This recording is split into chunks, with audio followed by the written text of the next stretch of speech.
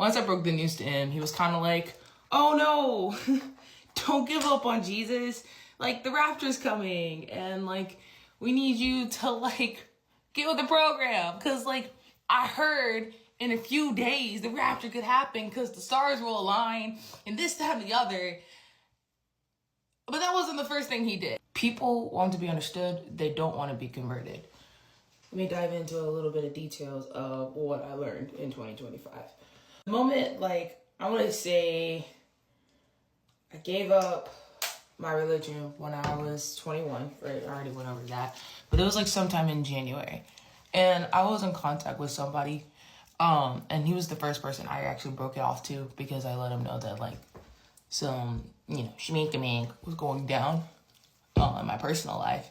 And essentially I told him that like I gave up my faith. To which he did not take well at all.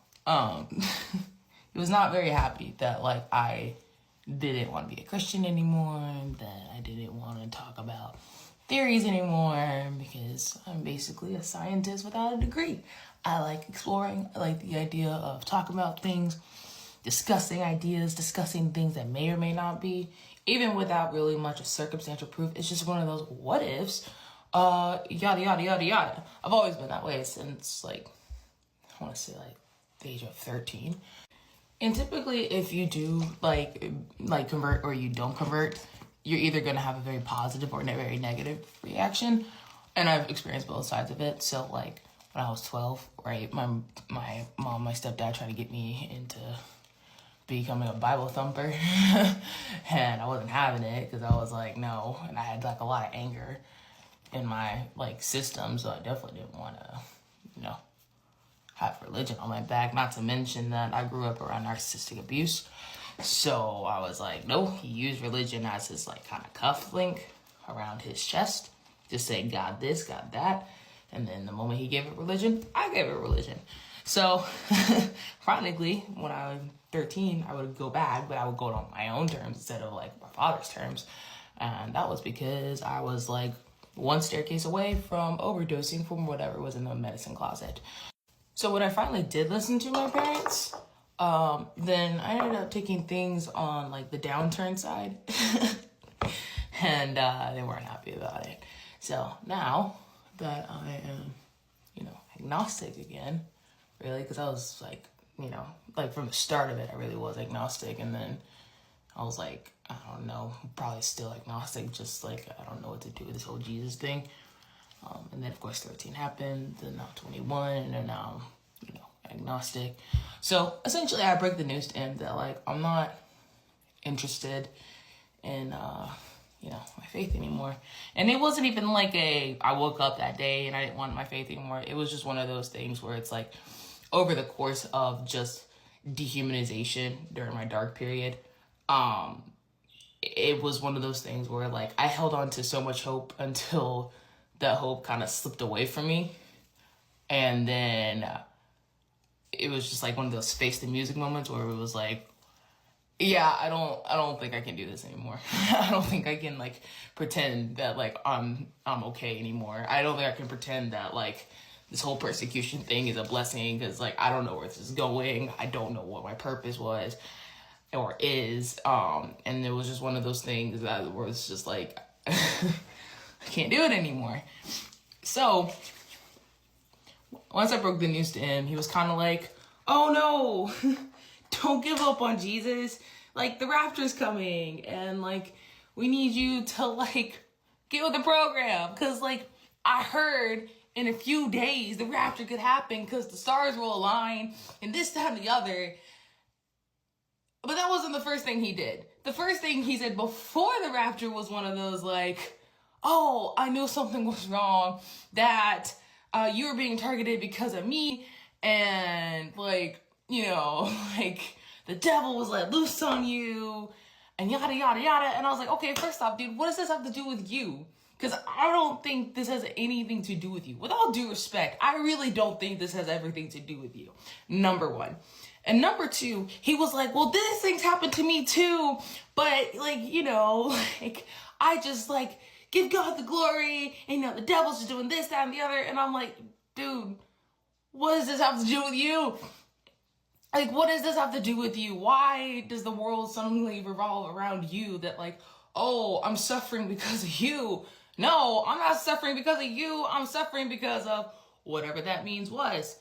And then he goes ahead and emphasizes on the rapture. Basically saying that within 3 Cosmo days, that like, you know, the world would change and people would disappear off the earth, right? And like, basically, we don't know what the rapture is.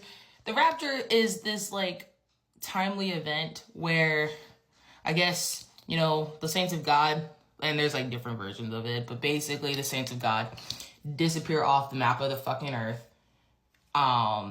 Because, you know, it's their time and whatever. And it's like biblically written in the scriptures.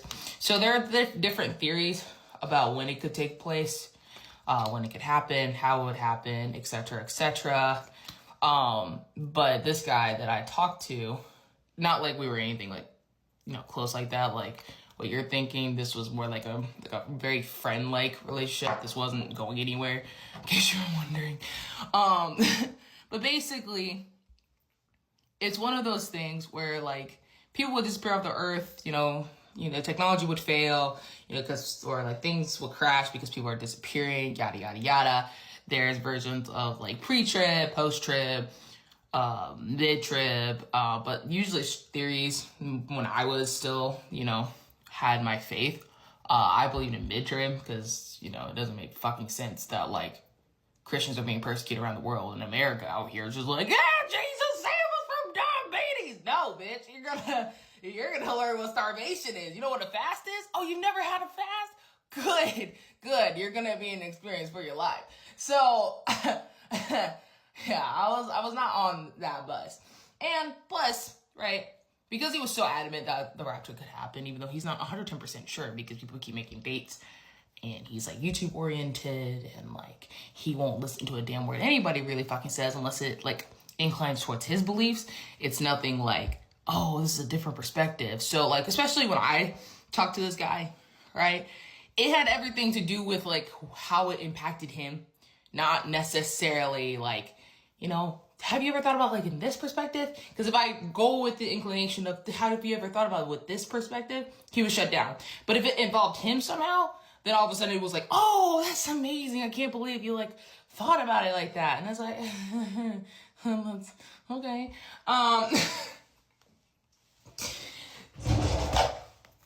So because he believed that like, you know, the rapture could happen any day, which, you know, theoretically it could, right? He was so adamant that I should just not give up my relationship on Jesus because, you know, I needed to focus on like imminent events, which may or may not happen. Right? I understand things are predictable. You know what else is predictable? Unpredictable? Storms. You know what else is unpredictable? Terrorist attacks. You know what else is unpredictable? The amount of hatred Elon Musk can create in America, because he's an arrogant asshole. That's where like things can really fly out the fucking handle. So apparently, you know, our world is very spontaneous, but the fact of the matter is, should I really be concerned about this right now, at this very moment, when my mental health is in a complete crisis because of the dehumanization process that I went through? I don't think so. So that essentially was the last conversation I had with this guy, because I realized he's not really looking out for my best interests. He wants me to not give up on being a Christian per se. He wants me to essentially just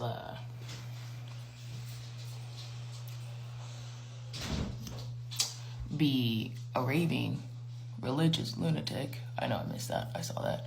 Be a religious raving lunatic who is in complete denial about a lot of shit, and also kind of be stuck in the denial period that not everything is from the devil and whatnot. So, and all in all to say is that when you convert or deconvert, it's either going to be taken very, very well or not very, very well. But this is the part where, regardless of whether you convert or not, you decide if those people need to be in your life or are they a waste of your space. Because if people are not going to accept you for who you are no matter what, they don't need to be in your safe space.